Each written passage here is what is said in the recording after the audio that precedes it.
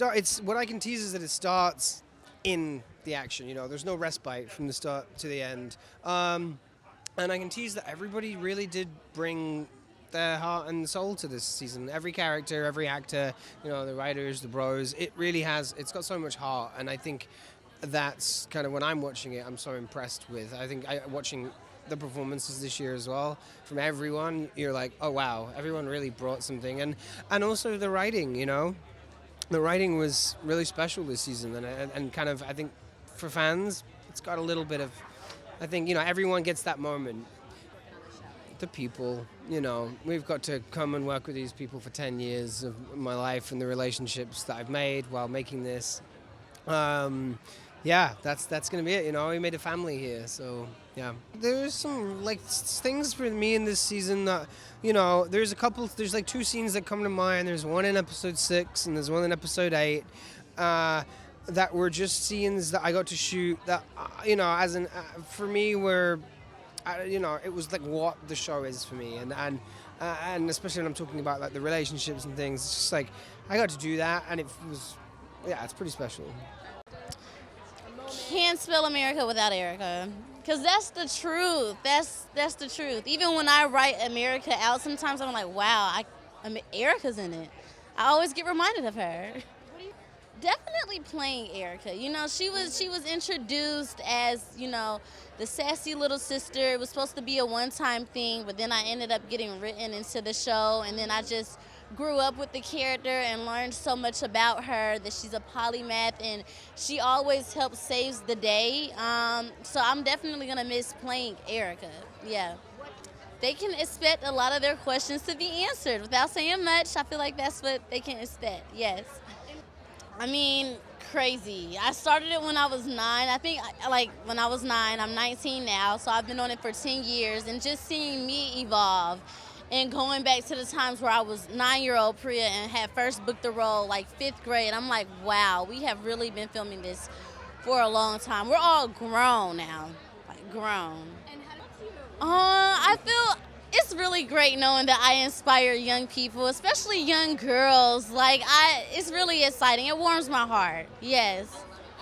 Every single scene. I would say, from everything from the karate fight to climbing through the tunnels in season 3 to breaking into the base, it felt very Spies Like Us, So they just wrote me so much great stuff. It's really hard to rank, but training in karate and training in a Russian dialect, how the Duffers challenged me was really I guess the highlight if I'm going to name one. It was really wild teaming up in season 4 with Winona Ryder to go rescue Hopper. That was really crazy. I was like, wow, this is amazing. That doesn't get old. I'm with one of the most legendary movie stars ever, and we're going on this adventure mission. And it was like a adventure comedy with Winona Ryder. It's wild. The challenge of it, of bringing, they really wrote me a character who brings a lot of things all at once, the humor, the pathos, the action. And so really getting to step into a childhood fantasy in this way, I've never experienced anything that's the same before. It was very simple, but when I light the Demogorgon up with the flamethrower and I go, hey, asshole. That's a good one. Pretty great. It sent chills through my body. I think, there's not one specific moment that I can really say. Of course, there was the iconic scene with Sadie that we shot, but I fell over on that day, so it wasn't, all that glamorous. But one thing I will say when people ask me about what I will miss most about this show are the early mornings and the late nights. I was the first person there on set some days, and there's a very special thing about being able to walk onto a film set before everybody else gets there. It's a very meditative space, so I really enjoyed that. Yeah, so the voice came from a combination of obviously what we had in the script, which was this big booming voice comes out of the darkness, and credit where credit's due, Doug Bradley as Pinhead in Hellraiser. I did a lot of reference work on Vecna, and Hellraiser and Pinhead particularly really like solidified this idea of, I suppose, concise choice, and within that, where my voice would go. Yeah. Season 5, catastrophic. You heard it here first. I'm going to miss everybody. I really, there were a lot of tears at the end. I'll miss her hair. You know, I got the wigs. We named them this season Janet and Tammy.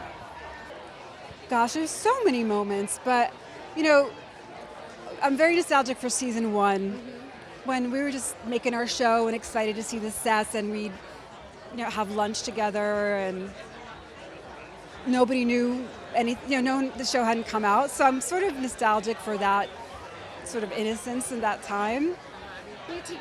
Listen, the fans are going to be so happy with season 5. It's bigger, it's more epic, it's a massive story in scope and action and special effects. But what the Duffers have done is return to the heart of the show that we loved from season 1, which is why I think the world loves Stranger Things, because people love the characters, they love the relationships.